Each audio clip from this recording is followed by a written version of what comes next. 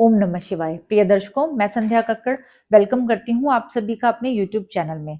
आज हम बात करने वाले हैं कि साल 2026 आप लोगों के लिए कैसा रहने वाला है। आपका करियर, आपका बिजनेस, आपकी जॉब, आपकी love life, married life, student life कैसी रहने वाली है। भाग्य का सपोर्ट आपको कैसा मिलने वाला है। क्योंकि हर किसी के मन में ना ये सवाल होता है कि ये जो नया साल है मेरे लिए कैसा रहने वाला है, मेरी लाइफ में क्या चैलेंजेस आ सकते हैं, कब मुझे प्रिकॉशन लेना है, कब मुझे अलर्ट रहना है, किन चीजों को लेके मैं सावधान रहूं और वो कौन से उपाय करूं जिससे ये जो साल है मेरे फेवर में रहे। इन सारी बातों का आंसर ना आज आपको मिलेगा। तो आइए वीडियो को शुरू करते हैं। आज हम बात करने वाले हैं कि धनु राशि वालों के लिए साल 2026 कैसा रहने वाला है। धनु राशि, जिसके राशि स्वामी जो है वो जुपिटर है, जो कि साल में 2 बार गोचर करने वाले हैं और साल की शुरुआत में 7th हाउस में मिथुन राशि में रहने वाले हैं और उसके बाद जो है 8th हाउस में और फिर उसके बाद 9th हाउस में गोचर करेंगे। तो सबसे पहले आप लोगों की ना हम बात करने वाले हैं कि आप लोगों का करियर कैसा रहेगा। अब करियर की बात करें तो आपके 10th हाउस से हम आपके करियर को देखते हैं और जिसके लॉर्ड बनते हैं बुध देव। एक और चीज बहुत ज्यादा इंपॉर्टेंट है करियर के लिए, क्योंकि आपके शनि जो है ना 4th हाउस में गोचर कर रहे हैं, यानी कि इस वक्त जो है ना आपकी शनि की ढैया भी चल रही है और शनि की 7वीं दृष्टि आपके करियर भाव पर पड़ेगी। तो यहाँ पे ना आपके करियर में थोड़ा ना डिले हो सकते हैं, हार्ड वर्क ज्यादा हो सकता है, आपको एफर्ट ज्यादा करने पड़ सकते हैं, नॉर्मल से ज्यादा हार्ड वर्क हो सकता है। तो यहाँ पर ना शनिदेव आपको बहुत ज्यादा मोटिवेट करते हैं कर्म करने के लिए, बहुत ज्यादा मोटिवेट करते हैं हार्ड वर्क करने के लिए, लगातार काम करने के लिए। अगर आपने अपनी लाइफ में लगातार कंसिस्टेंसी में काम किया, ईमानदारी के साथ काम किया, डिसिप्लिन में रहकर काम किया ना, तो यहाँ पर आपके करियर में आप बहुत अच्छी ग्रोथ होते हुए देखेंगे। लेकिन अगर इसी के अलावा अगर आपने अपने कार्यों में डिले किया या आलस लेकर आए ना, तो प्रॉब्लम आ सकती है। जो लोग रियल स्टेट के काम में हैं, जो लोग वास्तु से रिलेटेड काम में हैं, ऑकल्ट में, रिसर्च की फील्ड में है ना, उन लोगों के लिए ये साल बहुत अच्छा रहने वाला है।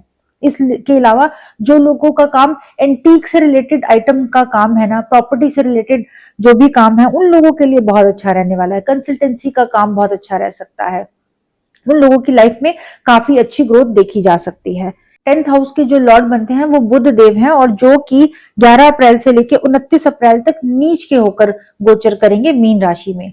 तो ये जो पीरियड है ना, आप लोगों को बहुत ज्यादा अलर्ट और सावधान रहने की जरूरत होगी, क्योंकि इस टाइम पर अगर आप कोई भी इंपॉर्टेंट डिसीजन लेना चाहते हो अपने करियर से रिलेटेड, तो इस टाइम को आपको अवॉइड करना चाहिए।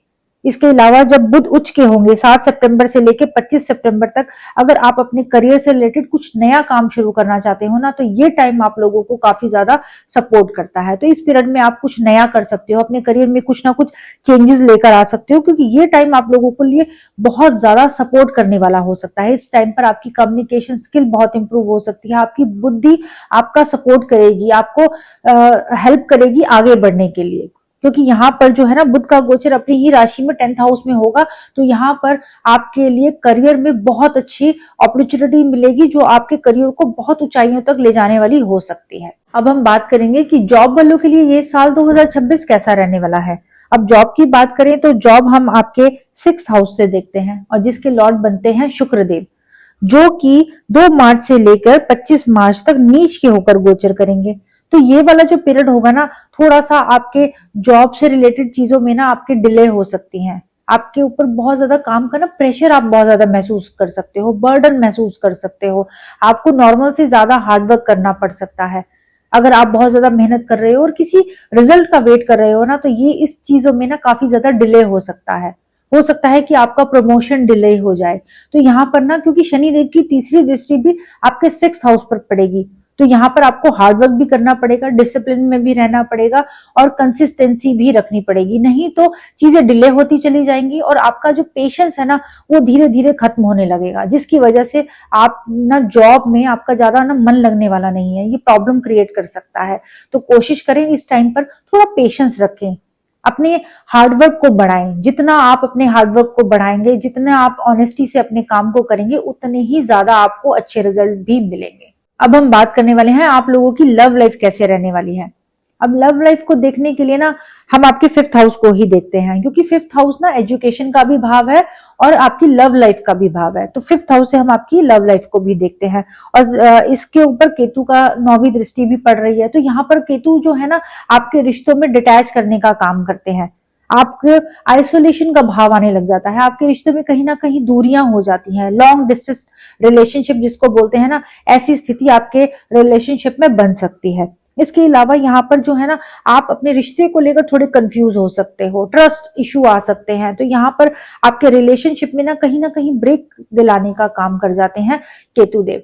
लेकिन एक बहुत अच्छी बात होगी, जब 31 अक्टूबर को गुरु का गोचर सिंह राशि में 9th हाउस में होगा ना, और गुरु केतु का कॉम्बिनेशन होगा, तब गुरु की 9वीं दृष्टि आपके लव भाव पर पड़ेगी।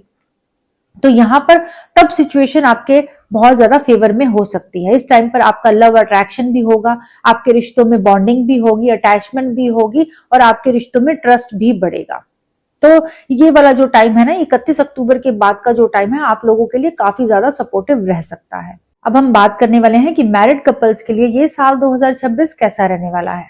अब मैरिड लाइफ को देखने के लिए हम आपके 7th हाउस को देखते हैं, क्योंकि 7th हाउस से ही आपकी मैरिज को देखा जाता है। और 7th हाउस के जो लॉर्ड बनते हैं वो बुध देव बनते हैं।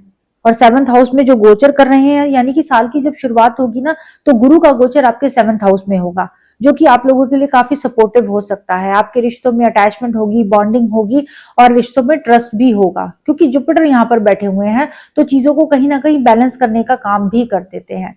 लेकिन यहाँ पर अगर आपको अपने रिश्तों में आपने ईमानदारी रखी, एक दूसरे को सपोर्ट किया, रेस्पेक्ट की, तभी ये चीजें चलेगी, नहीं तो प्रॉब्लम ये क्रिएट हो सकती है। इसके अलावा जब बुध यानी कि 7 सितंबर से लेके 25 सितंबर तक जब उच्च के होकर बैठेंगे, तब सिचुएशन जो है आपके लिए आपके फेवर में होगी। इस टाइम पर आप अपने पार्टनर के साथ घूमने फिरने की प्लानिंग बना सकते हो। आपके पार्टनर के थ्रू आपके करियर में काफी अच्छी ग्रोथ हो सकती है। आपका पार्टनर जो है ना आपके करियर में सपोर्ट करने वाला हो सकता है, गाइड करने वाला हो सकता है। तो ये पीरियड आप लोगों के लिए काफी अच्छा रहने वाला है। इसके अलावा जब बुध नीच के होंगे ना 11 अप्रैल से लेकर 29 अप्रैल तक, तब ये सिचुएशन थोड़ी सी प्रॉब्लम दे सकती है। इस टाइम पर आपके रिश्तों में आपकी कम्युनिकेशन गैप की वजह से प्रॉब्लम आ सकता है। तो कोशिश करें इस साल अपने पार्टनर के साथ ना अपनी कम्युनिकेशन को सही रखें, अपने पार्टनर को रिस्पेक्ट करें, केयर करें, और एक दूसरे को थोड़ा सा टाइम जरूर दें। अब हम बात करेंगे कि स्टूडेंट्स के लिए ये साल 2026 कैसा रहने वाला है। अब स्टूडेंट की बात करें तो आपकी एजुकेशन को हम आपके 5th हाउस से देखते हैं, और इसके लॉर्ड बनते हैं मंगल देव। एक सबसे इंपॉर्टेंट चीज ये है कि केतु जो है ना 9th हाउस में बैठकर अपनी 9वीं दृष्टि से आपके 5th हाउस यानी कि एजुकेशन के भाव को देखेंगे।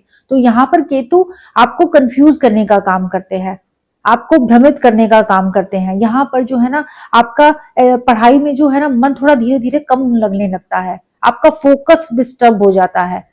जो आपने अपनी प्लानिंग बना रखी होती है, जो आपने अपने गोल सेट कर रखे होते हैं, उसको अचीव करने में ना आपको बहुत ज्यादा टाइम लगता है। आप अपने जो भी करियर में आपने कोई सब्जेक्ट जो ले रखे हैं, जिस भी चीज में आप पढ़ाई कर रहे हो, उसको लेकर ना आप काफी कंफ्यूज हो सकते हो। तो यहाँ पर केतु की 9वीं दृष्टि ना आपको कंफ्यूज करने का, भ्रमित करने का काम करती है।